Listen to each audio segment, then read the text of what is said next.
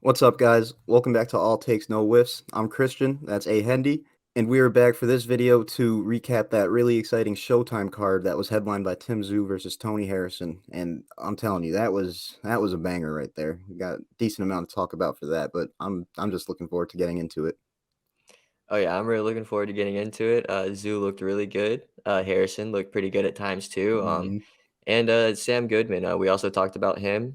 He was on the undercard and he had a really dominant dub in my opinion too. So I'm really looking forward to getting into this.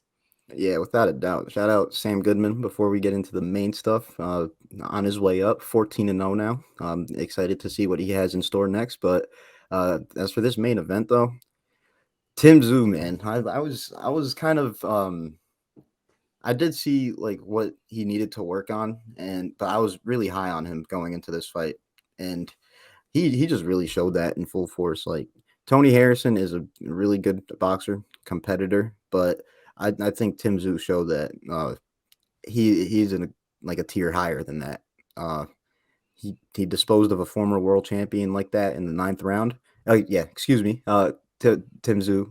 He defeated him in the ninth round by TKO. uh, but yeah, the way, just the fashion that he did it. Honestly, I it'll be tough to say how he would match up against champions, but he is in that realm that he deserves to be contending for a title. Oh yeah, definitely deserves to be contending for a title, and he actually should have been contending Hmm. for a title, because he was supposed to be fighting Charlo. But talk a little bit about Harrison first. For Zoo, I actually really liked some things he was doing in the ring. This dude has a really, really good jab, actually. Hmm. That's like the only thing he really had going for him at times. The power punches really weren't there for him, and he was kind of still at the beginning of the fight. He wasn't really moving around like he usually does, so once he started moving around, was starting to do a little better, but if I'm being real honest with you, I was looking at a bunch of the scorecards after the fight, or where they were at the time the fight stopped, and some of them only had a Zoo up a round or 2. I just don't see how they had it like that. I mean, Hmm. I can only see Harrison winning the first round. Yeah. I mean, I can maybe see it just off of I guess what they saw in the moment, but uh, what Tim Tszyu was doing, he was breaking him down, and inevitably, you saw the fashion that Harrison went out in. It that was honestly, yeah, credit to Tony Harrison. Like Alex said, that jab is elite. That is a world champion caliber jab. My only thing is, that was about all that I saw that was world champion caliber. So I think that kind of goes to show why he had the title, but wasn't able to hold on to it. But Tim Tszyu, the way that he just dismantled him and broke him down, especially when it's a fighter of Tony Harrison style, it was just, that was a beautiful showing for me.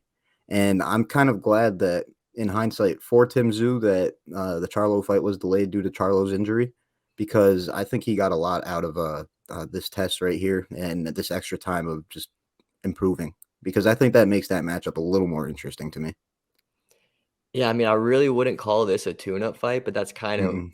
kinda what it was, though. I mean, the way it went, but this definitely was not a tune-up fight, but it's definitely a fight for Zoo to polish up on some stuff and get a little better in some areas, for Charlo, because we all know what Charlo is capable of. He's a top 10 pound for pound in the world fighter to a lot of people, so, I'm excited, to see that, and I Mm-hmm.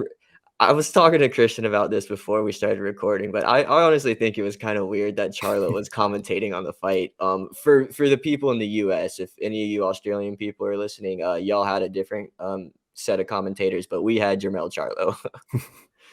Yeah, interesting for sure.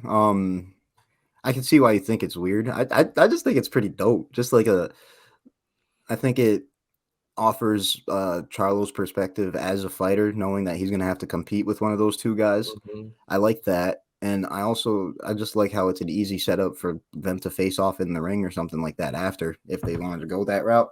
I like the idea of that, and then with Charlo specifically, I've heard him on commentary before, so it didn't throw me off too much. But I see what you're saying for sure, because he's a pretty funny dude also. So like just hearing him talk, it's like it's just an interesting perspective. I'll say that for sure.